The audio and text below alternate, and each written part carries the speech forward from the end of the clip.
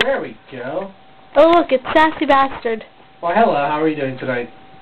Pretty good. What are you up to, Sassy Bastard? Oh, nothing good. I'm just pondering over a bunch of world issues right now. Like what? Well, gas is going to be going up because oil is hitting $90 a barrel. They're predicting by the year it's going to be $100. And, you know, the cost of driving a car is going up and up more and more, and it makes one really wonder how much longer a car is going to be a sustainable thing in our society. Insurances are on average $100 a month, and then you spend about another $120 to drive the car, and then you have the cost of maintenance. For some people, that's $240 a month, and that's if you run the car nicely, and that's if you're driving a compact car. If you're driving something bigger that gets, say, 10 or 20, you're going to be spending $200–300 a month on gas, and at least $200 a month to insure the car. That's $500 a month. That's a lot of money just to drive around in a box. You know, so things like that. You know, the insurance market, mortgage industry is crazy. So many people are foreclosing right now because they got greedy, and the lenders got greedy and giving away money and making money. It was this big money-making scam, and people are losing their houses left and right because they can't afford to live there. And now you have this whole surplus of houses on the market that aren't selling because nobody wants to buy, nobody can afford to buy. And I really think a lot of that goes into society in general. Less jobs, less money being made, and more lenders want to loan money to people that have no business doing money. And it makes you wonder, realistically, what the future of our society is going to be. Are we going to become more tribal in the way we are? Because I really think if you bought a couple of acres, like 2 or 3 acres, flat acres, and you put 5 houses on there with a big garage, and you got 5 families that got along relatively good, you can really share a lot of the chores and a lot of the bonuses. I mean, people got to spend $100,000 on a motorhome, $30,000 on a boat, and how often do they use those? But you get 5 people that converged together, you know, bought one of these, a boat and a motorhome, and they kind of shared it. And if you found a way to put that into, say, like a 501c nonprofit corporation, or incorporate the 5 families into its own commune, I think you could do a lot more. You could have, you know, 2 people that stay home and take care of the food and take care of the kids and make sure the kids get off to school. Kind of have a center place where you have a big kitchen and a large entertainment center, so you can actually have, you know, family time. And if we look, that kind of falls back into the whole lineage of what they used to call third world social security, which was having a lot of kids. Because you looked at the way, you know, a Mexican farmer, they had a lot of kids, and the family worked on the ranch. They very rarely moved, and when mom and dad got older, the kids were close by to stay home. And they took care of their parents in their old age. I think you're kind of getting back to that philosophy right there. Third world social security. I think that might be a good idea to start looking at again, because the systems that the first world country or the United States has, seriously fucked up. But that's about it.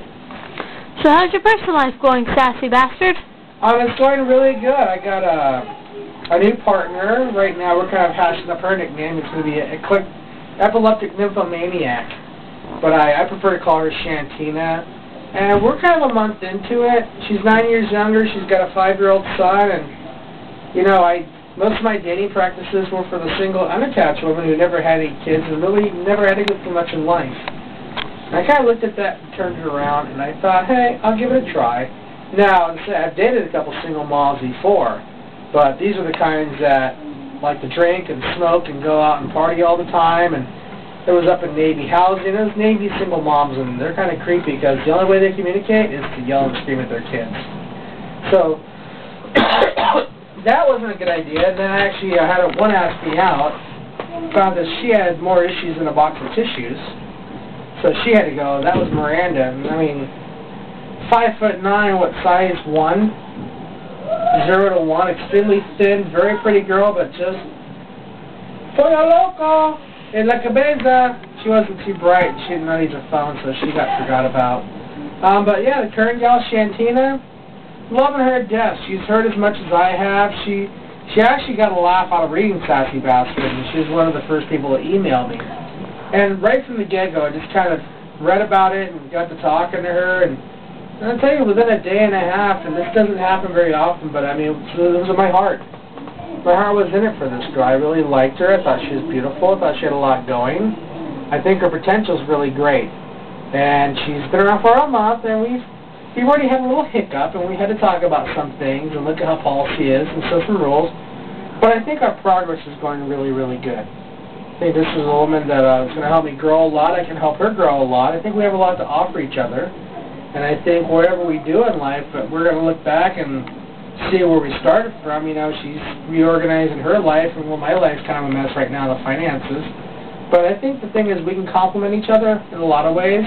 And well, physically, that's just incredible. Emotionally, it's great. Mentally, we think alike, we act alike. We're very much alike. We like that fun. Between the two of us, we got 5 wonderful kids. Wow. Okay. Anything else you want to add to your internet public audience? No, not really. I mean, just keep finding little things in the world that agitate me, and I'll spin stuff about it how I see it. And I never lie. I use my background in Lean Six Sigma to take things apart, and I'm a bit cynical these days. But I'm also a lot happier. But my cynical side is part of me, which is why Sassy Bastard exists, because I can be a sassy bastard. So that's about it. Last question. Okay. Do you know any other MySpace radicals? Yeah. What's her name? Social something. Riot? Yeah, Social Riot. That's actually my daughter. Thank you for revealing that. It's all right. It's great. Daughter of Sassy Bastard, Social Riot, and I really support that. So I think a lot of kids are distracted by devices, entertainment. You have, everybody worries about, PlayStation 5 and Nintendo Wii, which is a woe. And I think she's looking at the things that the children today are being distracted and looking at. Global warming, electric vehicles, cultural living, tribal living, and just being able to survive in this world because, as I remember my parents always said, wow, this is a different world than we grew up in. And, I can remember when phones went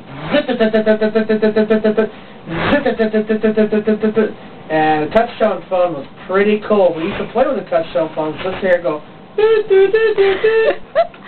these days you grab your phone and say, call her, and it dials it up. I mean, a lot of Star Trek stuff there, and I hope the stuff that we're dreaming of today will be the reality of tomorrow, and I hope that I live long enough to see it, because I've seen a lot of things change in this world.